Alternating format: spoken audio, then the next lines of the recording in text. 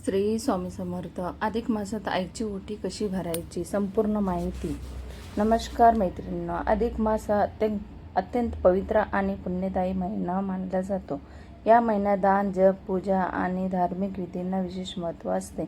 अधिक मासात आईची ओटी भरण्याची परंपरा अनेक ठिकाणी पाळली जाते. त्यामुळे आईचे आशीर्वाद मिळतात आणि घरात सुख, शांती व समृद्धी नांदते असे मानले जाते. आईची ओटी भरण्यासाठी लागणारे साहित्य: हळद, कुंकू, अक्षता, नारळ, फळे, खण किंवा साडी, फुले, दक्षिणा, तांदूळ किंवा गहू, मिठाई. ओटी कशी भरावी? प्रथम आईला स्वच्छ आसनावर बसवा. हळद कुंकू लावून तिचे पूजन करा. तिच्या ओटीत तांदूळ किंवा गहू ठेवा. त्यावर नारळ, फळे, खण किंवा साडी ठेवा. दक्षिणा अर्पण करा. आईचे चरण स्पर्श करून आशीर्वाद घ्या. अधिक मासात आईची ओटी भरल्याने मिळणारे 7 फायदे. आईचे मनापासून आशीर्वाद मिळतात.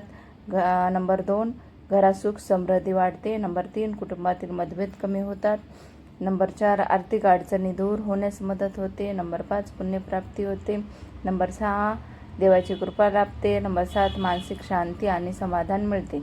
महत्त्वाची सूचना: ही परंपरा श्रद्धेने, भक्तिभावाने करावी.